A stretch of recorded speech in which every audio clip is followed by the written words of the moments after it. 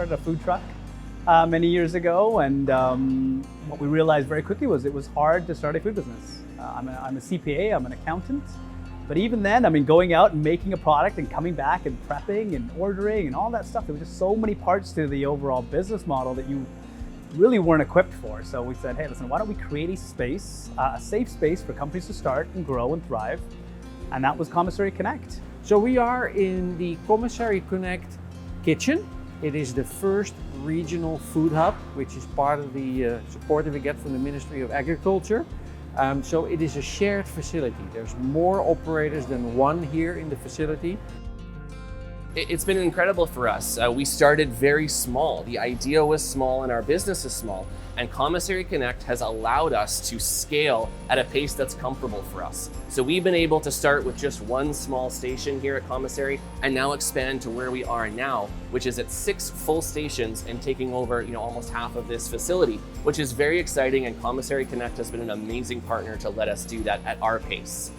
We produce thousands of meals every single day that go out to our partners, and we use this facility 7 days a week to safely produce all sorts of different healthy branded meal items. These are everything from salads to wraps to entrees to healthy treats and even cold pressed juices right here from this facility.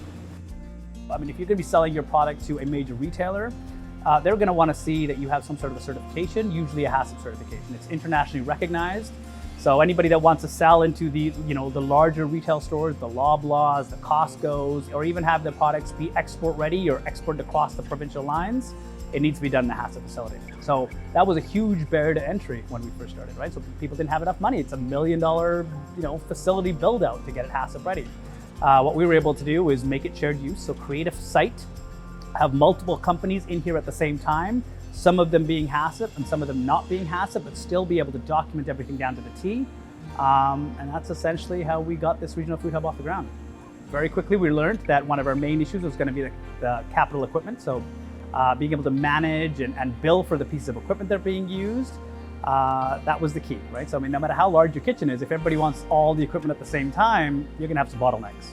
So what we decided to do was create some technology that is now patent pending, and that is essentially what's going to hold, it holds a lot of our sites together. So we developed the technology around the premise of being able to schedule remotely. So let's say you're a food business, you need an oven, you can book that oven from home, you can ensure that that oven is going to be available, and if you do turn it on, you're only paying for using that oven as opposed to all the overheads in the rest of the kitchen. There is really no way of starting a food business more cost effectively or with more supports actually built into the system. But the true magic here is being able to layer on these extra services, right? Vancity is an amazing partner of ours, and they provide EIR, which is an expert in residence support. So essentially what we're able to do is be able to work with the entrepreneurs, be able to connect them to the right resources. Vancity also sponsors a shared use food truck that we have. So somebody wants to get in the food truck business, or they want to go and sell their product downtown and actually feel the experience before investing in a site themselves. We provide that, and Vancity sponsors it. We also have pop-up retail spaces. Of course, we have kitchen spaces, and everything is tied to the technology, which means you only pay for what you need. Well, I always believed that I wanted to be a chef. I knew from a very early age I was passionate about food, but having just a singular passion has led me on a very interesting journey. I started as a private chef. I drove around in my Hyundai Accent and I cooked private dinners for people, and I thought that was going to be my whole existence. I ended up growing that into a large catering company, and now here I am using technology to serve healthy food to great world-class organizations. So, and all of this started with me having a very traditional idea of, I'm a chef, I want to open a restaurant. And I never ended up doing that. I've taken a different path. So the idea is find out what your passion is, but don't be solely focused on one linear path. Let it guide you to new opportunities and new innovations. Think about ways that they can innovate and use technology, all the new technology that's available to us, to find a different way to approach a problem and solve a problem in whatever industry they're in. And facilities like Commissary Connect, which are essentially incubators for food businesses, make that more easy and more accessible than it's ever been. I have a hotel management background. I worked in Michelin star restaurants when I was young.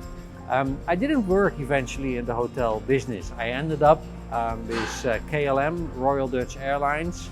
And for the Royal Dutch Airlines, I did two things. I was in charge of catering contracts in Europe, Africa, Middle East, India, and Pakistan. So I've traveled the world for KLM, and I'm back to where it all started for me. I'm at the end of my career, but I must admit that working with food, doing all the things that I do as CEO of the organization, because we're small, I mean, I have to pick up food from the farmers that we work with.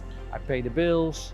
I work with the larger retailers to get our products on their shelf.